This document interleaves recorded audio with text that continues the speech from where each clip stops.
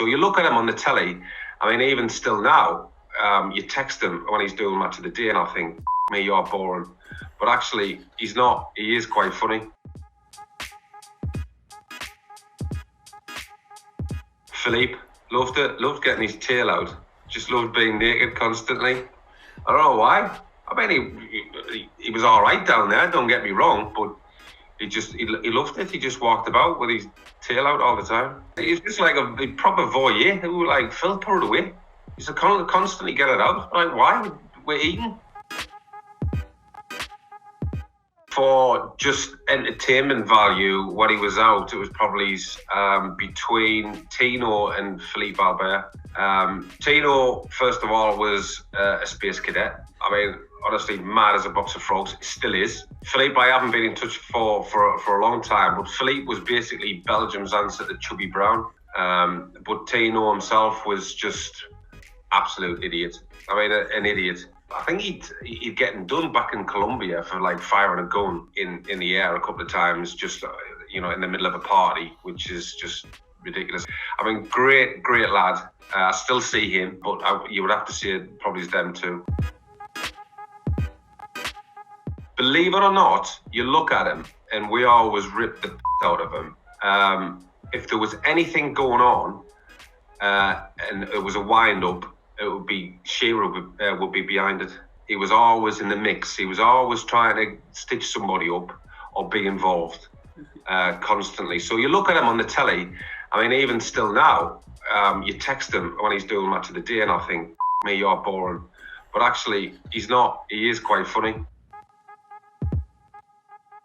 David Jonel and Peter Beardsley. I mean, Peter was probably the best player I ever played with, and that was just the longevity as well. But I mean, David, I'm calling him David because if he watches this, he'll be pleased, because we always used to call him Dave, and he used to think, no, my name is David. We're like, off, you're in Newcastle now, mate. It's Dave. We were renowned for our five-a-sides. The quality and the tempo used to be absolutely ridiculous.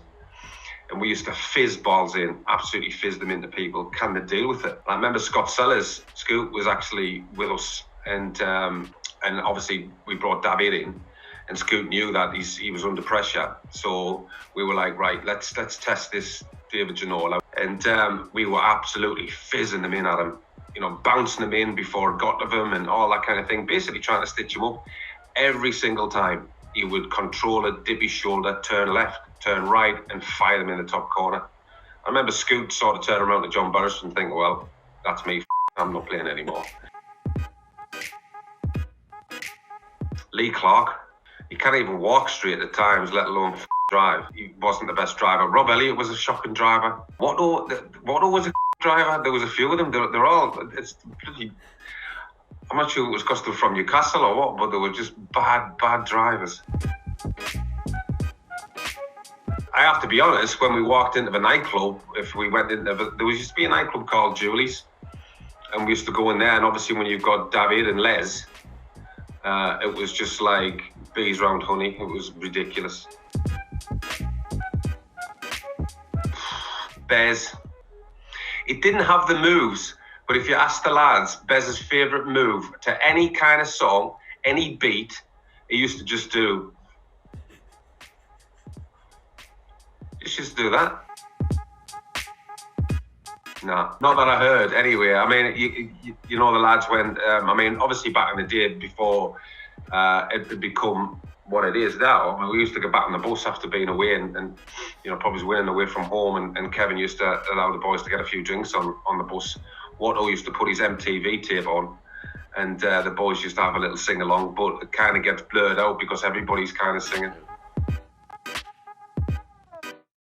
Probably at that particular time, you're looking at Warren Barton and Bez.